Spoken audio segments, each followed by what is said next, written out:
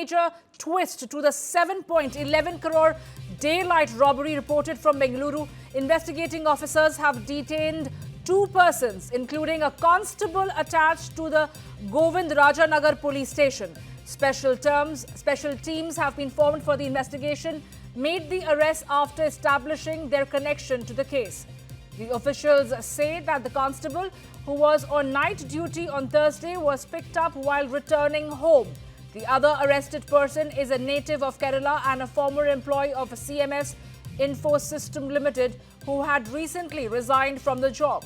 It can be noted that the ATM refill vehicle attached to CMS Info System Limited was targeted and robbed. Well, that is the big breaking news that we're getting you at this point in time. A major breakthrough as far as the 7.11 crore daylight robbery that was reported from Bengaluru. The investigating officers have detained two persons, including a constable attached to the Govindarajanagar police station. Special teams have been formed for the investigation. They have made the arrest after establishing their connection to the case. My colleague Mohammed Wajihullah is going to be joining me right now to get us more details. Wajihullah, I remember having this conversation with you earlier where we were talking about how bizarre and shocking is this a daylight robbery in the heart of Bengaluru, which is a clear indication of law and order failure. What we're given to understand is that there's a breakthrough in this entire case. A constable has been arrested. Take us through the details.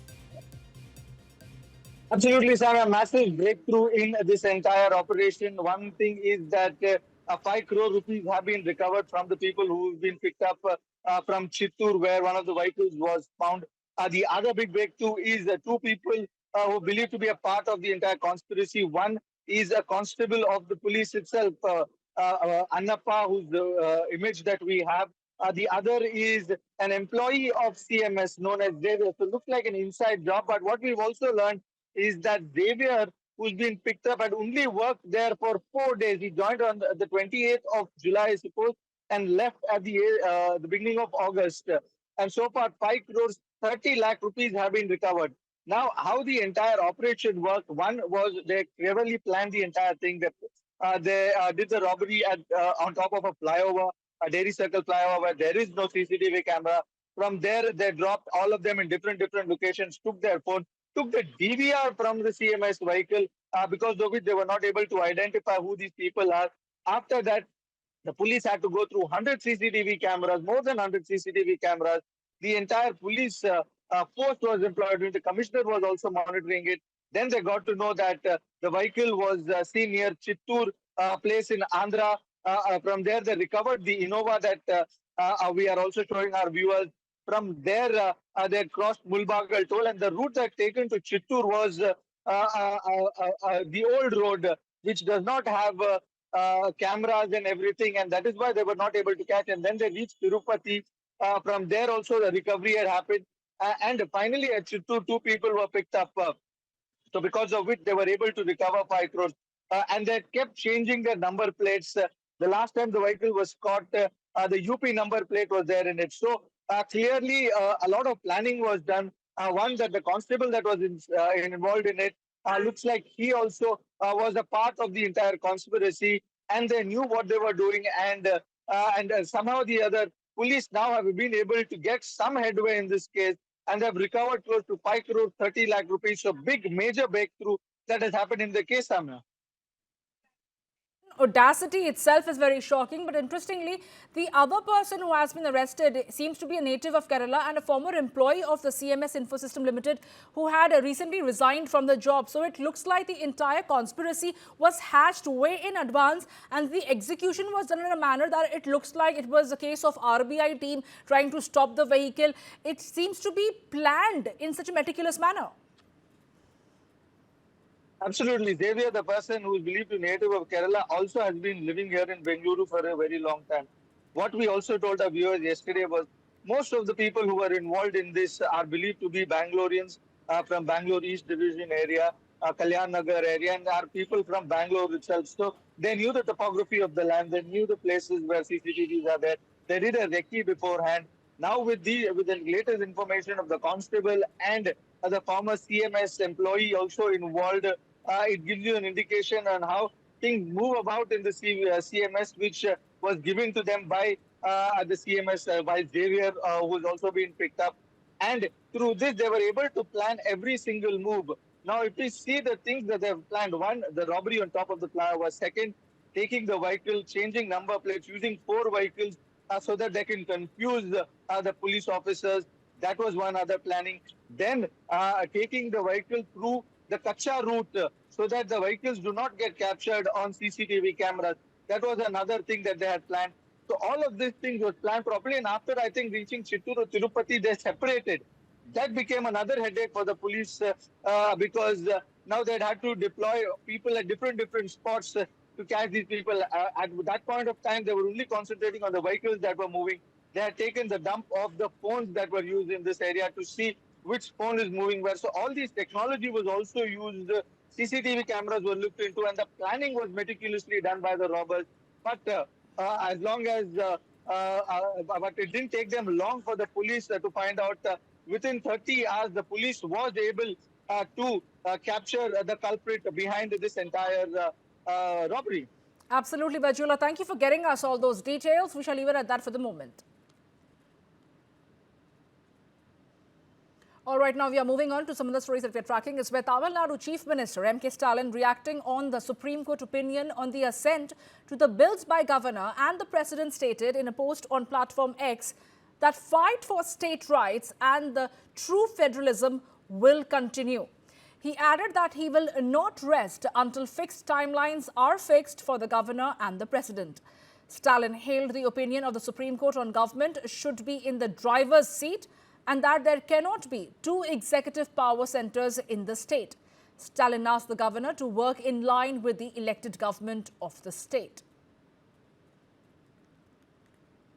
My colleague Thoya is joining me live right now to get us more details. Thoya, take us through what exactly is the reaction from the BJP's end, or if there is any word or a statement that has come from the Governor's office, because Stalin, of course, has reacted on Supreme Court's opinion on how assent to the bills by Governor and Presidents should be done in a manner where there cannot be two parallel executives that can be running and taking a call on these bills, that the assent to the bills should be given in a time frame that has been conducive for the state government.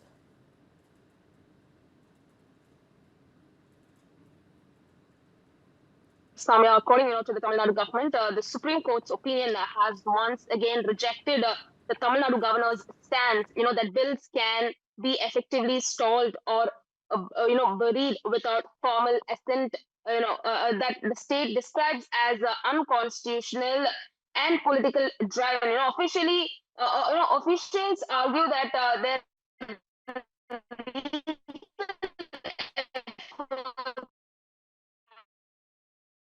Well, we'll try and fix that audio line with my colleague Thoya, but the big news that we're getting you at this point in time is that Tamil Nadu Chief Minister MK Stalin has reacted to the Supreme Court's opinion on the assent to bills by the Governor and the President, stating in a post on platform X that fight for states' right and true federalism will continue. He also went on to say that he is not going to rest until there is some time frame and timelines that are decided for the Governor and the President when it comes to the assent for the bills.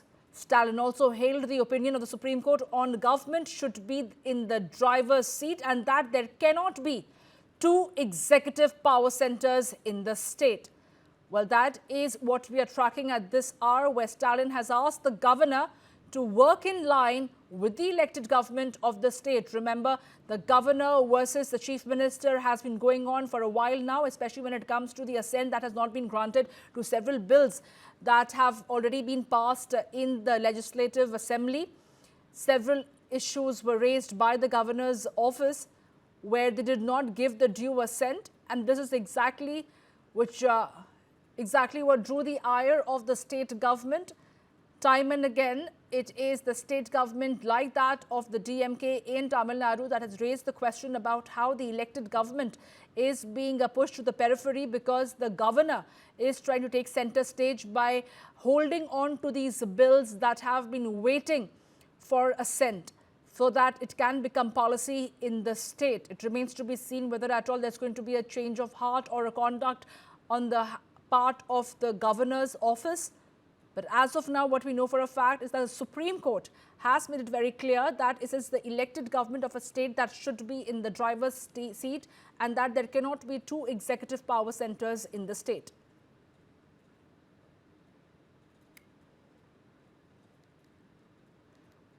My colleague Thoya Jakshi is on the phone line joining me right now to get us more details. Thoya Jakshi, I was asking you how Stalin has hailed the opinion of the Supreme Court that it is eventually the elected government. In this particular case, in Tamil Nadu, it is the DMK government headed by MK Stalin who should be in the driver's seat, and that there cannot be two power centers when it comes to state versus center.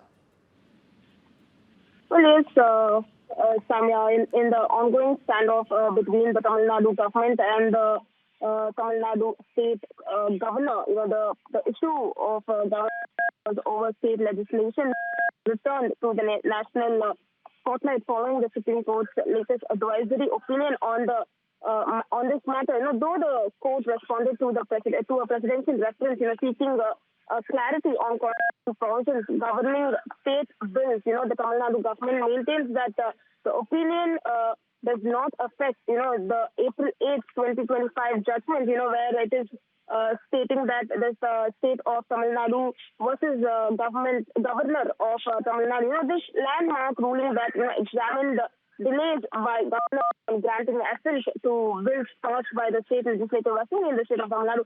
And now that as a consultation, over federal powers deepens, the Tamil Nadu's leadership says it will continue pursuing constitutional accountability, to ensure the legislative will of the people, and they maintain that no constitutional authority is above the constitution. The Tamil Nadu Chief Minister MK Stalin has also stated that, no sleep until a proper time limit has been fixed for the governor. This is what has been stated in his tweet, and he's also stated that judicial oversights remain the only remedy to pursue democratic order.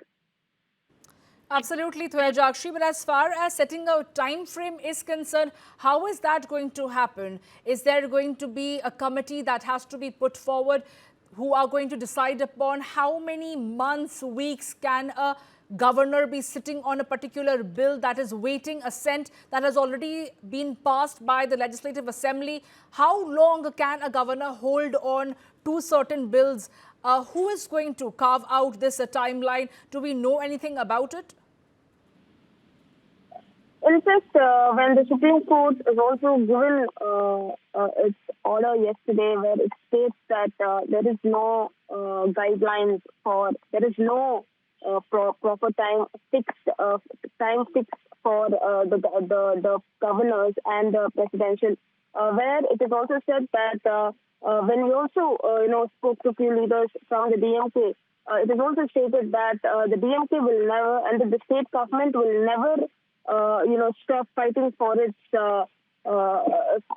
victory. And it is also said that in the Chief Minister's statement also said that the Supreme Court's opinion in its answer to the presidential reference, will have no impact, that happened on the judgment which came on April 8th, which state of Tamil Nadu, governor of Tamil Nadu. But in fact, when high authorities breaches constitutional orders, your courts are only remedies, and doors of court must not be closed. That's what the Stalin has also been stated in his tweet. He has also added this one particular point where he states that we will ensure every constitution functions in accordance with constitution.